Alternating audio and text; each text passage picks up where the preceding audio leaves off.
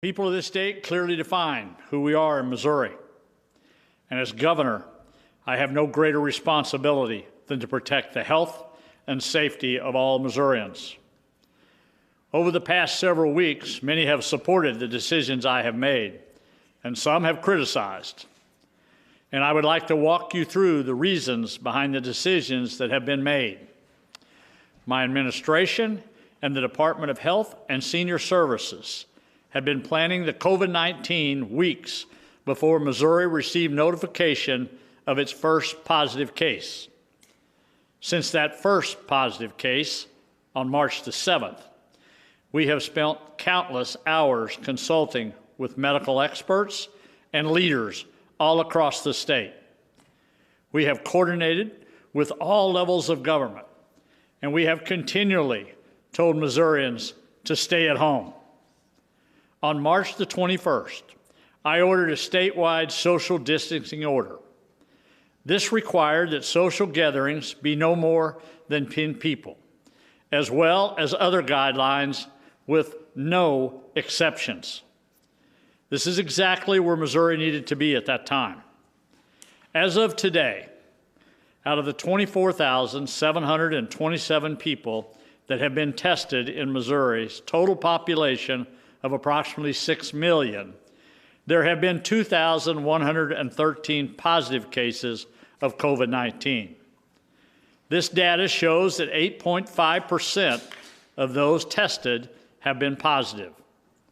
There is at least one positive case in 76 of the 114 counties in Missouri. Over half of the total positive cases are in the St. Louis region. Of the Missouri citizens who have tested positive, approximately 22% have required hospitalization.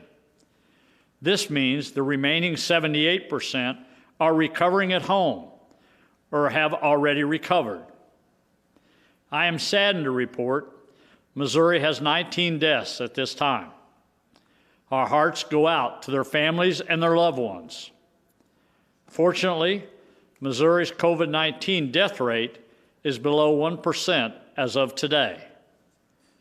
Together, we must continue to control, to contain, and fight this virus. To stay ahead of the battle, as the governor of the state of Missouri, I'm ordering a statewide stay-at-home Missouri order for all Missourians beginning at 12:01 a.m. Monday, April the 6th, until 11:59 p.m. till Friday, April the 24th. This order requires individuals currently residing within the state of Missouri shall avoid leaving their homes or places of residence. All individuals in the state of Missouri shall avoid social gatherings of more than 10 people. All public and charter schools must remain closed. This order also covers the time frame of existing municipalities and court orders. Let me say this. The state means so much to me. There are 6 million of us that call Missouri home. We live in small towns and large cities. And our diversity is one of the greatest advantages we have in this state. That is also why this decision has weighed so heavily on me. It is just not about encouraging people to stay home. I have done that every day in these weekly briefings for 2 weeks, encourage people to stay at home. It is having the power of governor to pick winners and losers, and whether I feel it is appropriate for me to use the power by determining who is essential and who is not. This power is something I think should be rare for government to ever take advantage of. And for one person to make the decision for 6 million Missourians without due process, jeopardizing their liberties. Over 100,000 people have filed for unemployment in our state.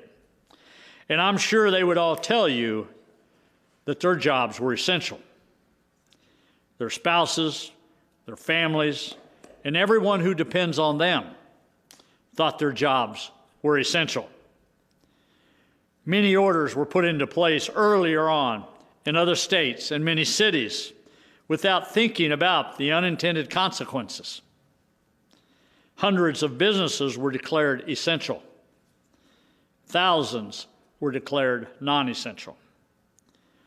What we have seen and what the medical experts have told us is that in some instances, the essential businesses have become hotbeds for transmission as people flock to those locations and risk spreading the virus even further. That is a tunnel effect where we have allowed a small number of businesses to be open, and people continue to go there with no supervision, with no authority of the numbers that can be in those buildings at any time. This has created an unintended effect for everyday Missourians. Therefore, my order will provide a clear framework to allow businesses to operate, but they will have to follow the social distancing measures this order requires. By tightening these exemptions that have led to the unintended funnel effect, my order goes further than any directive in the state. Mayors and county commissioners and county executives, if you would like to put any further restrictions in place, that is up to you, because you know the people and the needs of your communities the best. There comes a time when we have to make major sacrifices in our lives. Many of us make sacrifices each and every day. But now more than ever, we must all make sacrifices. This is not about any one individual person.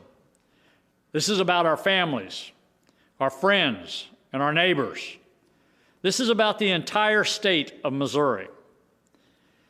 This state is made up of winners. And to win this battle against COVID-19, it's going to take each one of us doing our part and putting out our best. Our actions today will determine the future. So for the sake of all Missourians, be smart, be responsible, and follow this order. Stay at home, Missouri. God bless you. God bless the great state of Missouri, and God bless the United States of America.